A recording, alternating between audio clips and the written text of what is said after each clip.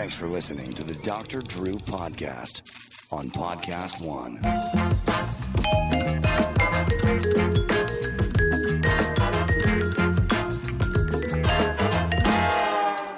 Hey everyone, welcome to Dr. Drew Podcast. We appreciate the support you guys give us and, of course, supporting those that keep the wind in the sails of the Corolla pirate ship. Don't forget to check out After Dark. We're doing a lot of interesting stuff over there. People keep asking me for sort of some sort of old-school Loveline type programming, and some of the solo stuff I've been doing in After Dark is sort of going that direction.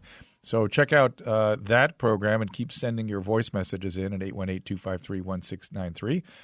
And let's see, we also take the emails that I read there at drdrewafterdark@gmail.com. Sorry about the morning frog here today. We're going to get into a very important topic here today. I have not, I think I would say we've been a little delinquent in not focusing more on veterans issues. And so it's a privilege when Tom Spooner came around with a new video available now on Amazon Prime Video, highlights 3 long-term recovery stories of veterans and first responders, encourages fellow warriors to pick up that 1,000-pound phone. I love that aphorism or that image.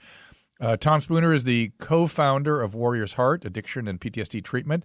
He's a retired U.S. Army Green Beret in Special Forces. His service spanned 21 years. He was in the 82nd Airborne as Green Beret. After retiring from the Army, he has approached struggles with PTSD and traumatic brain injury and helping those who have helped protect us. Tom, welcome to the program. Dr. Drew, thanks for having me. So I guess we should start with the documentary. Tell us more about what we're going to see there and what the reason was for the documentary, and give me all the particulars. Okay, so the number one, the reason for the documentary was to continue to spread the word and get the word out about Warrior's Heart and about the struggles that our veterans and first responders, that population, firefighters, what they experience. So that was really the why behind it. And then we captured it with the Warrior's Heart story, which is pretty rare because it's a little bit behind the scenes of, we have staff members that are on there that tell their stories, and also, hey, what we do that connect the dots, because we talk a lot about veteran issues, but like, hey, how do we actually go about, what goes on behind closed doors per se, with actual treatment. Most people don't even really know what that means. And what treatment means? Yeah. We got to talk about that, but keep going. Yeah. So with this population, like for those that don't know the population that we treat here is primary diagnosis, chemical dependencies with co-occurring conditions, PTS, moral grief, injury, all the whole buffet that we know that we all have. And, but that's with the active duty veterans, all first responders, EMTs, law enforcement, that whole group.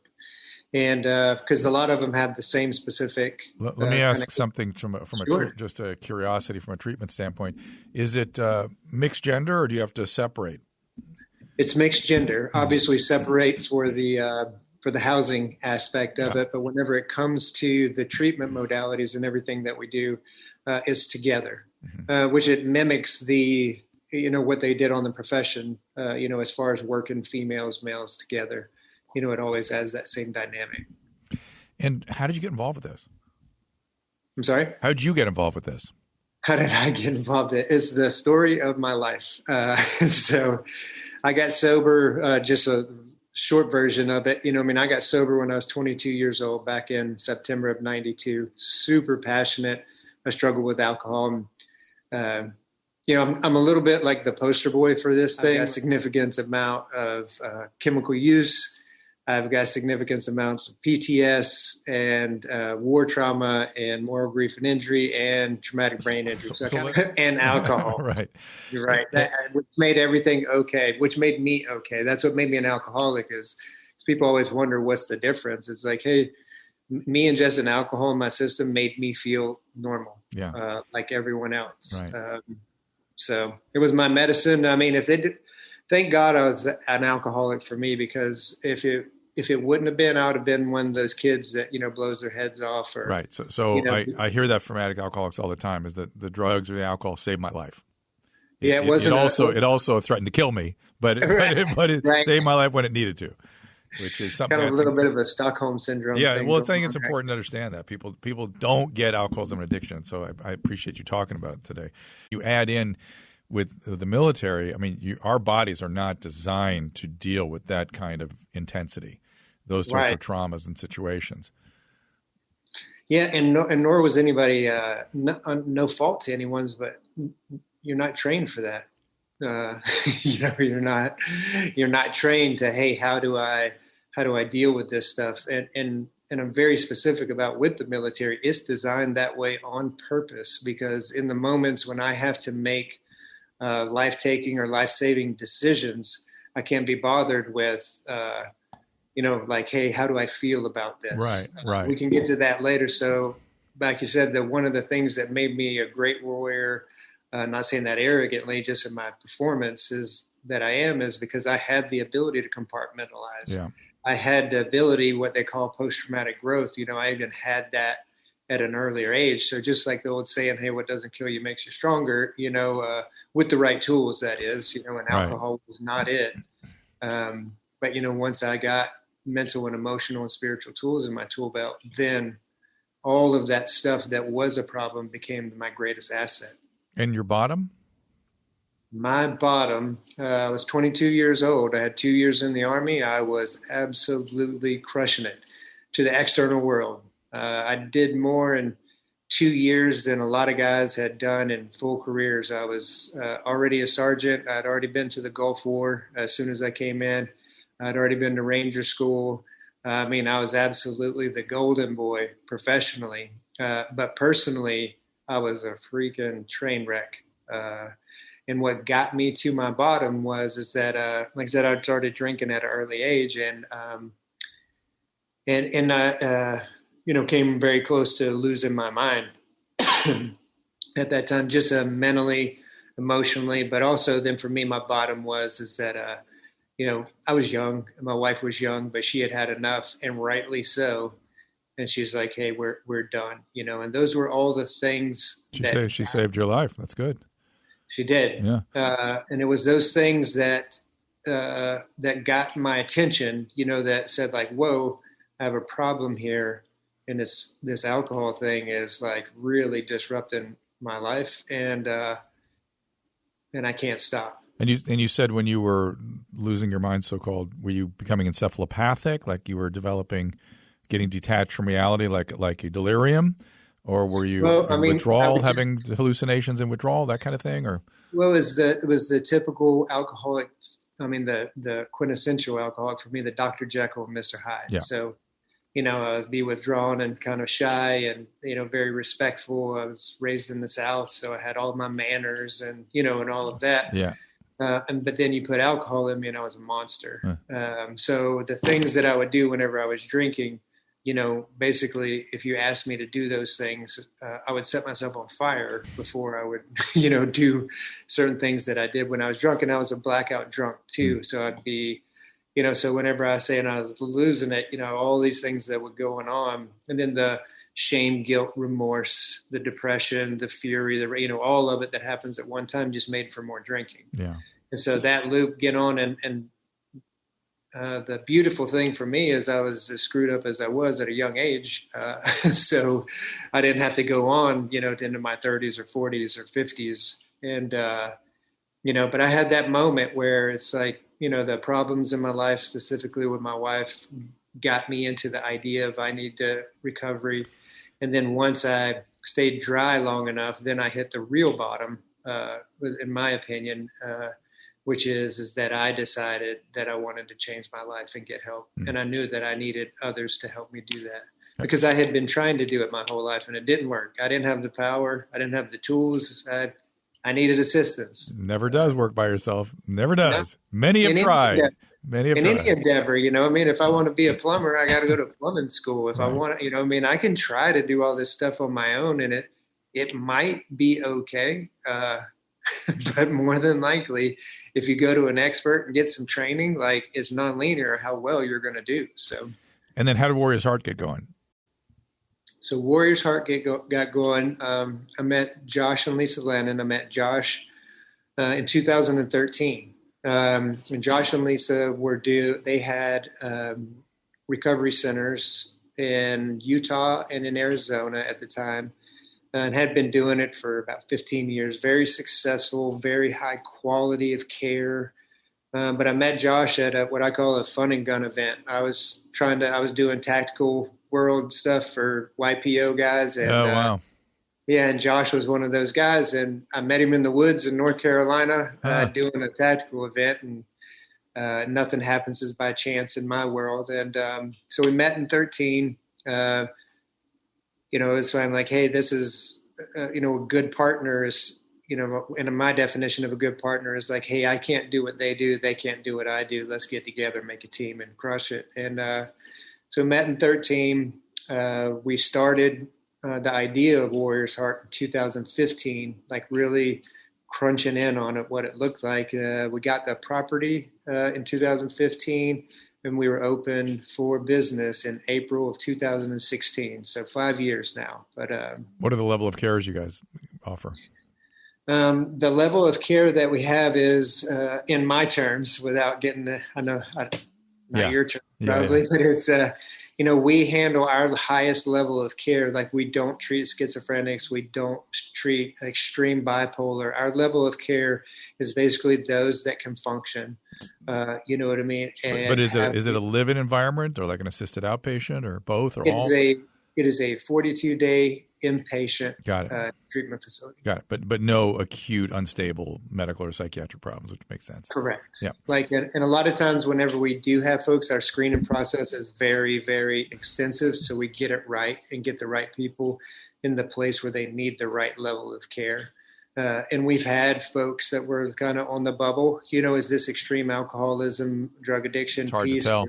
It's hard to tell. Especially with meth these days. Right. And then, we have at times sent guys needed to go to a higher level of care to get stabilized and then come back to us, whether they needed to get their meds straight or they just needed, a little bit something extra and then come back to us. So do you do detox there? We do. We have our own house detox. Great. And the full spectrum that we have is we have our detox. We have our 42-day inpatient residential treatment. We have our intensive outpatient treatment, and we have sober living. Great, perfect. The full continuum. And how does someone get admitted? How do they get access? Tell us about that. Most of the time is it's a family member or friend, right? You know the story. A lot of times the individual themselves, especially when it comes to substance use. Well, maybe I'm asking the question wrong. I get what you mean, but it's often the courts and things like that send people in. But how would someone choose your program? How would they learn about it? What are the resources to help them pay for it? That kind of thing. Yeah, so the best way is warriorsheart.com. The best and easiest way. Hit warriorsheart.com. There's a phone number that's going to pop right up there for you. And you get on the phone and you talk to one of our admissions advocates. We call them advocates, not just because it's a cool term, but from that moment on, they are advocating for your loved one or for the client that's on the phone. And so the other part of that is who's eligible. So the folks that are eligible are active duty, veterans, law enforcement, any type of EMT, first responders. That's the population and the peer group that we serve. Currently employed. You can't be retired or. They can be. Okay. They can also be retired, either on active police, active firefighter, or retired. So as long as how we define the population is that if your profession, if you deal with life and death as a profession on a daily basis, then you're qualified to be a Warrior's Heart. And are the EAPs of the various police forces aware of this? Because that's often how people get to law enforcement gets to treatment. It's sort of a kind of a weird process. But are EAPs aware of you guys? There are. Yeah. There's not enough of them aware of us. That's why we're on the show with you, and that's why we did the documentary. It's we don't have it'd be nice to have a multi-million-dollar marketing campaign, but we don't have that at our disposal. So, but to your point is that's really how we do get in touch with the individuals, and there's a lot of, every department is different. Every sheriff is different. Every commander in the military is different. There's a big, huge stigma, about seeking help for us. And that is what it is. That's always going to be there. There's, guys and gals are the way that they are. Our deal is to change the narrative, not try to do away with the stigma. That's beyond our realm, but, like there's strength through healing. Like, I've lived that and experienced that at 18, almost 19 years of my life in special operations was sober. So it's totally doable. It made me the warrior that I was because I was sober, and all of those deficits were then assets. So that's how we kind of approach, we're just changing the narrative. It's like, it's just training. We run a training course. You come to us, you get cleaned up, you get trained up, and then you get back into the fight, whether that's in living or on the job. Do you lead the groups? And whenever some of the groups that I lead, and because right now we have 55 folks in house, and basically at a 3-week waiting list. We need more. Mm-hmm. So to answer your question is, I sit in the groups, I sit around the fire pit, I go to the wood shop, I go to the metal shop, talk with them in the chow hall. That's what my passion and love is. So I'm just one of the fortunate ones that my passion and love is sobriety, number one. Number two would be for this population. And then number three, to have a facility and programming and curriculum, because that's the difference that makes Warriors Heart different than other centers. Is my job here, one of my jobs here, is provide warrior oversight, because I am this population. So I know how much psych they can deal with before that you just lose them. I know how much, the medical side, it's like, hey, we can go. So my job is to be like the warrior, not to be like, is to be the warrior elder and provide warrior oversight for the population to our subject matter experts. We have to have psychiatrists and psychologists. We have to have medical directors. We have to have all these different people that put the whole person back together. However, it's my responsibility to regulate, what they can stand and what they can't. It's kind of what the woke world would call culturally sensitive treatment, right? It's just for this particular culture. Yeah, and like we had mentioned before, is that, just in dealing with PTS, it's like the approach to it is, that's why I love when they break down PTS. It's like, hey, when you go to the doctor and you get tested and they say, hey, you have cancer, you're like, oh my God, do you have your cancer pill? And it's like, well, no, what kind is it? Where did it come from? Where is it in all of that kind of stuff? But when it comes to PTS, like, oh, you got PTS, like, okay, here's your, Yeah. It's like, no, it's not like that. There's different approaches and stuff. So that's one of the main things of keeping that peer group together, because they all have that common piece, whether it was a combat veteran, that went to war overseas, and a stateside EMT, it's always the same things that are eating them up inside. It's the guys that got killed. It's the innocence. It's the, all those different things that are really bothering, the moral injuries, that is going on. I don't think people know really what you're talking about, so you have to spell it out. I know what you're talking about, but go ahead. Which piece of it? Both the moral injury and the why the importance of the loss of peers and the moral injury. Both those topics, just develop them out so people really understand how powerful those things are. Yeah, so the loss of peers is that you'll hear it all the time when you hear survivor's guilt. Most people know about that. It's a real thing. It happens, and that is partly some of the time what we're dealing with is that survivor's guilt.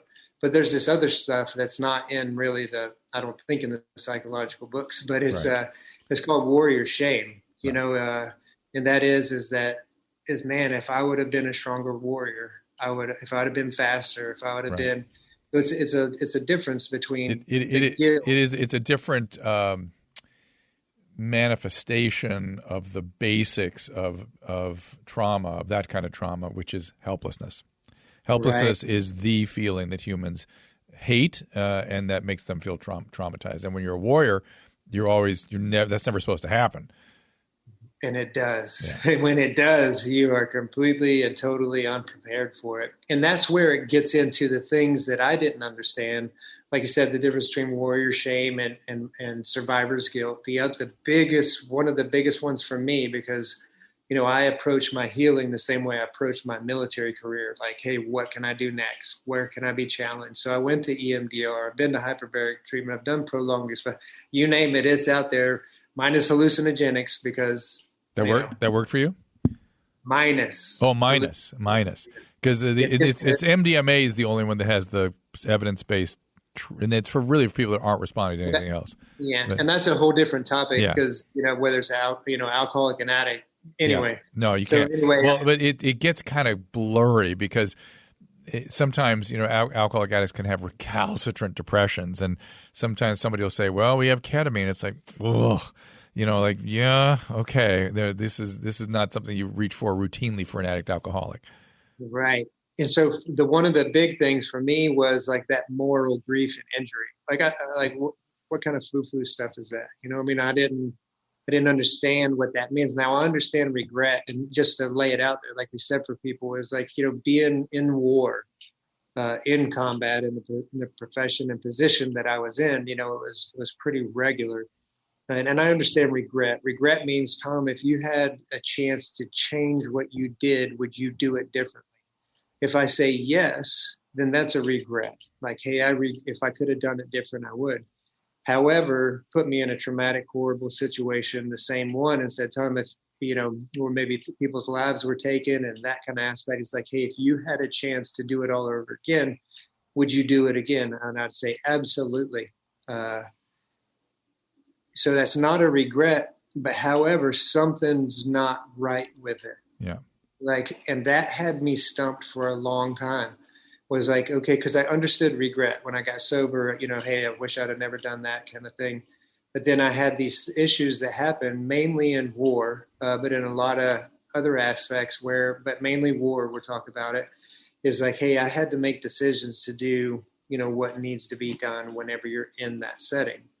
Horrible, traumatic, all that. But however, it was necessary to do in that circumstances. And it still bothered me. So I didn't have a regret about it, but I was like, why do I think about it still? Why do I have this feeling of it that it's not right? Because intellectually, it's not a regret. And then I had this wonderful lady, one of our clinicians named Annette Hill, who explained what moral injury and grief was, and that is that, it was the situation that just the words and what it meant. Like, hey, I was in this horrible situation that really, in my belief system, human beings weren't intended to do. Right. However, we know war's been around forever and it always will be. However, that left me with the humanity aspect of it. I'm a soldier and I'm a believer, and the only thing that I regret that I did in the military is that I couldn't do more of it. So be very clear about that.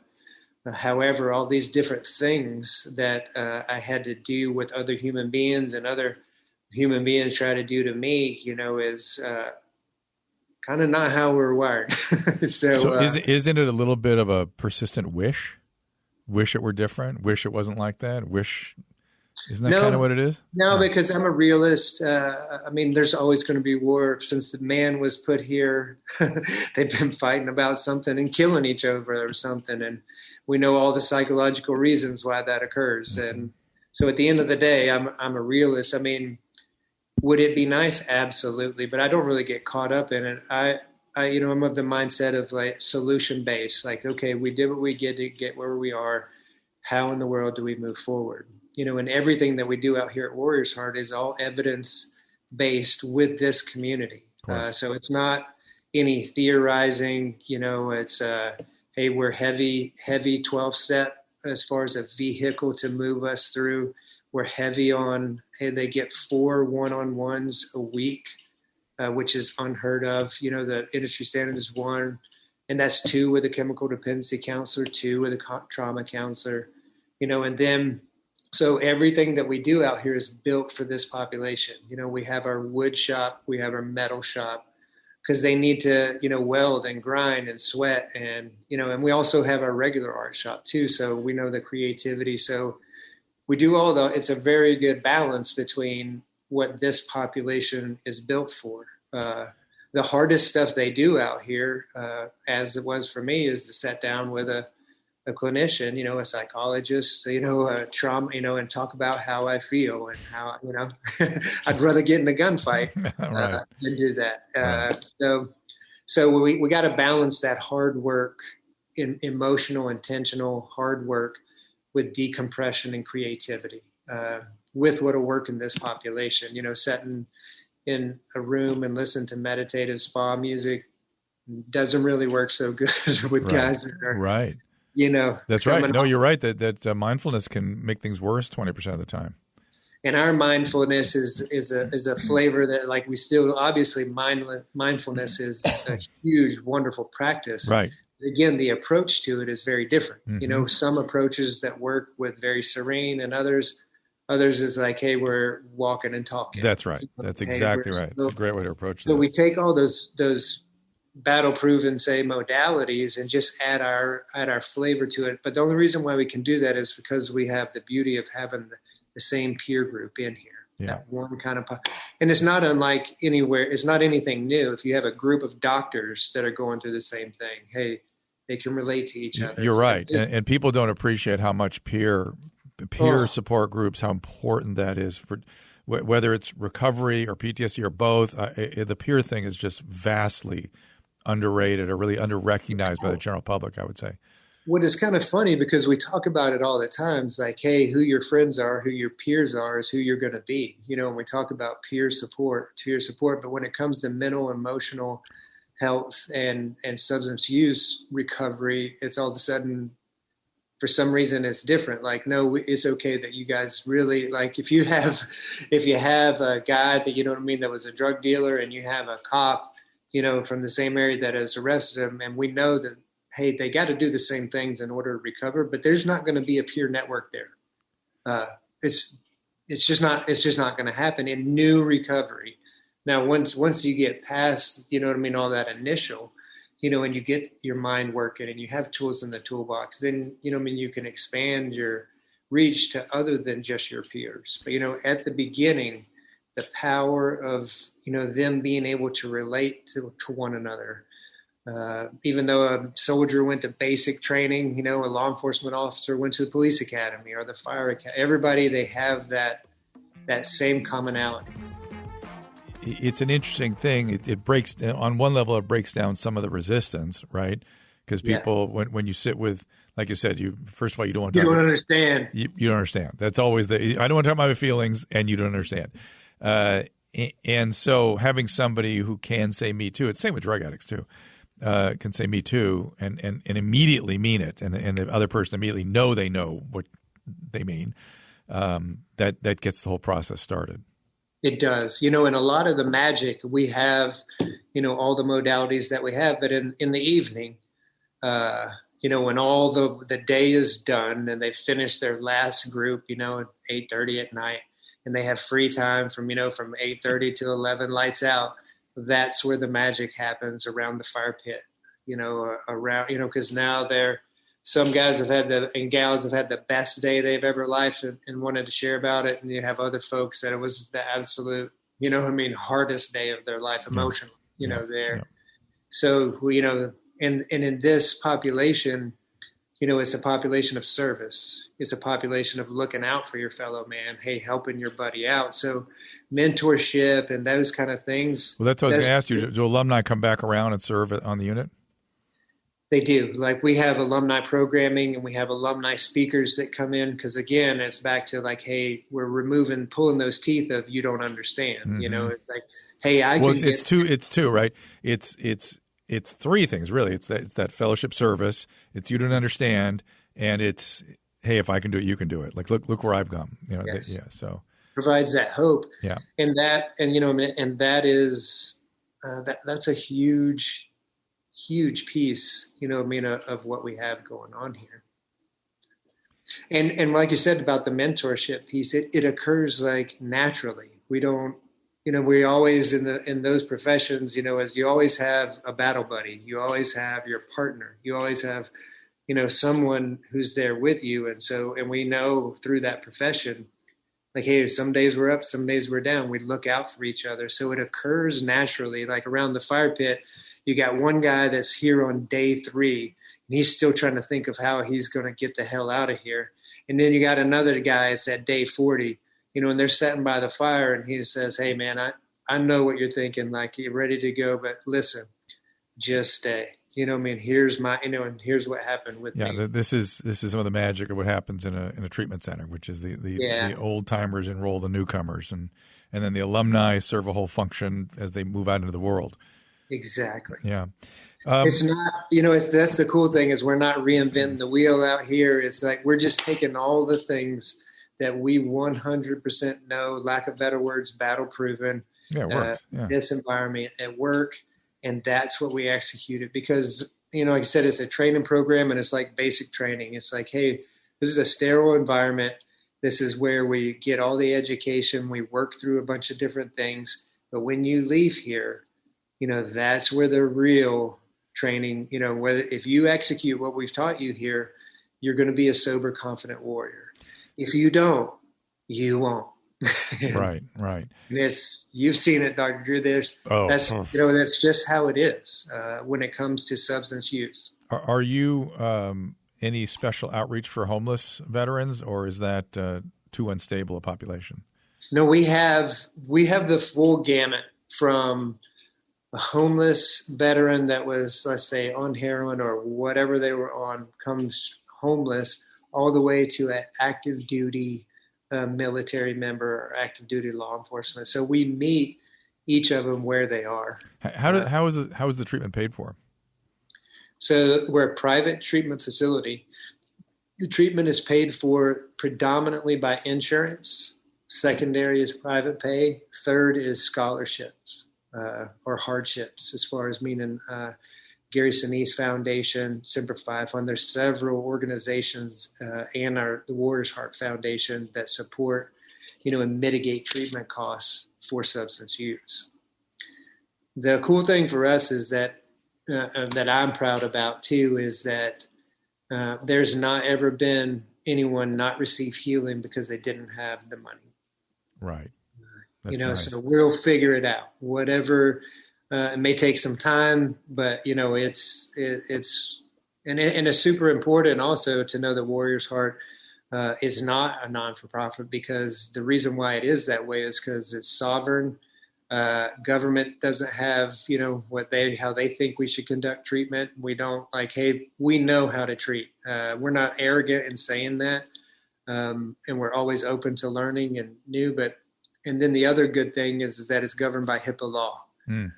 So our clientele, our warrior class, they need that anonymity, because if you ask guys, to include myself, hey, Tom, why didn't you seek help sooner? It's like, I didn't want to lose my job. Whether it was a security clearance, whether it was, hey, the liability from being on the job, whether it comes to fire EMT. So, there's that's another reason why we kept it the way it is because it's governed by HIPAA law, and how strong HIPAA law is. Well, it's actually too strong. Because they treat psychiatric hospitals and medical records differently than medical settings, which it should be just the same. It happens to be a brain disorder as opposed to a pancreas disorder or a foot disorder, and the record should be protected the same. But they get insane over psychiatric records, which is stigmatizing, and it's the worst. The worst. But good. I mean, of course, you need that HIPAA protection. I think I'm still wanting to know more about how this got going, because it sounds it's a big task to get something like this up and running. Yeah, it's a huge deal, and it sounds like you're running an extremely high quality program. I ran a program for 20 years, so I know when things are right and when they're not right, and as well as I do, a lot of places are forget the industry standard. Right. Even the standard isn't good, and there's a lot below the standard. A lot. So congratulations on running a good program. Did you have some clinical people at the beginning that were especially sort of made the difference and got this thing really going in the right direction? We did. Yeah. We had, it was just we were sitting, in in a boardroom, in Scottsdale, Arizona, with a bunch of whiteboards and sticky pads. And we had, all the subject matter experts, me being a subject matter expert from the end user. And at that time, 25 years of sobriety, and all my background. And then we had Josh and Lisa Lannon, who had successfully ran high-end, high-quality treatment facilities. We had Annette Hill, who was, bringing the clinical piece to it. So we had every person that it would be needed to brainstorm and come up with, all of them, very experienced. Not so much, we always talk about the difference between knowledge and experience. So we sat down there and it's like, hey, what is the best practices? What has worked in facilities with folks? And one of the keys is having a very high quality, well trained, a lot of experience, cohesive team. And it sounds like you guys have that. Well, 100%. What Warrior's Heart is what it is because of the staff that we have. And and the documentary is it called Warrior's Heart, or is it called Warriors Healing Warriors, or is the Warriors Healing Warriors the subtitle? It's the Warriors Healing Warriors is the subtitle. Okay. And you follow a couple guys through the whole process, yeah? Back to the HIPAA, not through the whole process, but there's guys that give testimonials at the end, that talk about the whole process. Yeah. So there's that in there, but then also what's on there is a lot of our staff and their stories, because almost every one of our staff is intimately related to this community. Yeah. Either they themselves, were in these professions, or loved ones, and people that they care about. But, this is hard work, and it's a hard population. And just, so it takes a special kind of staff member, whether that's, whether that's from a guy working a gate to client relations to the clinician. It takes a special amount of passion and commitment. And that's what our staff. And most people that have that also like working with the team they're with. They like that team participation for treating addicts. Mental health is really kind of a unique experience in clinical world. I want to circle back to one more thing before we kind of wrap up. When you were talking about moral injury, you mentioned the word innocence. You just that sort of slipped out. What did you mean by that? I think I know, but you expand. Well, I mean the innocence. On a couple aspects. So the one innocent thing, one innocent idea is that someone who should not have been hurt is very hurt. So an innocent person, is now they don't deserve it. Like this isn't fair. They didn't deserve what happened. Yeah. Whether that was in a car wreck here in the United States or whether that was after a bomb dropped somewhere overseas. So that's the one aspect of it on the innocence. And then the other aspect of it on the innocence is the internal. And I'm just, I guess, very speaking myself, where it's like, oh, wow, like there's no Santa Claus kind of innocent thing. You know what I mean? Where it's like, oh man, like this is what war means. This is what being a cop means. This is what being a firefighter. This is what an EMT. So, everybody comes into this profession passionate, wanting to serve and just full of life. And then, just like any profession, then you get in the weeds and then you get into the grind. And then, these folks are the ones that take care of us, from 9/11 to a 911 call, when, this is who comes and helps us. Some of these guys I've noticed too get bothered when children are injured. Absolutely. That's really part of that innocence crushing thing. Yeah. I mean, if you're not a psychopath or a sociopath, a child being harmed, there's not anything. I'm speaking for myself that's worse on this planet, so how do you deal with that? Most guys deal with it the way that they were trained. It's like, hey, you compartmentalize it and move on. But we all know that that's a double-edged sword, and eventually all those little boxes that you've made, I always say, it's like everybody's warehouse is a different size. But at some point in time, like that thing's going to get full of the little boxes and they're going to all start cracking open and falling out. And that's when... It's true. It's true. That's exactly the issue, which is the pre-trauma, the childhood trauma is one sort of element that determines the makeup of that warehouse. And then how you package things and all that is all part of the early trauma. And then what is your genetic endowment? How much can you handle? It's like that's all different. Everybody's different that way. It's different for every single one, and every single instance affects everyone differently. And so nobody gets out for free. You know what I mean? One. No one. Mm-mm. And that's the beauty of like us meeting where the clients where they are, because we all know, like, if you and I were to experience a traumatic event, hey, it was traumatic. You'll process it, and let's say in a month or two, like, yeah, that was horrible, and but you're okay. And meanwhile, for me, experiencing the same event because of all those reasons you just said, like, I'm done. My life has now changed, and I can't recover on my own. Yeah. So when we have the full spectrum coming to us, we know that, so there's no cookie cutter. There's no, we have our modalities and our vehicles that get them to where they need to go. But at the end of the day, we know that individual needs only whatever it is that individual needs. And our job is to find out what that is. And we do. Going back around one more time also to the Gary Sinise organization, should people, if they want to support your cause, should they give there, or do you have a separate way to help endow? We have the Warrior's Heart Foundation, that warriorsheartfoundation.org. It is Gary Sinise Foundation is obviously huge. So that's what I say to anyone who wants to give any money to any cause. Obviously, I really like the ones I'm involved in, but it's like the causes that you get involved in, your dollars should directly affect human beings in the population that you want to serve. Whether it's diabetes or whether it's warriors, whatever you want to do. And the Gary Sinise Foundation, absolutely, is track record proven of just where his heart's at. What do we do with people that think that the addicted, mentally ill warrior on the street just needs a place to live and a job and everything will be fine? How do we help people understand that it is vastly more complicated than that?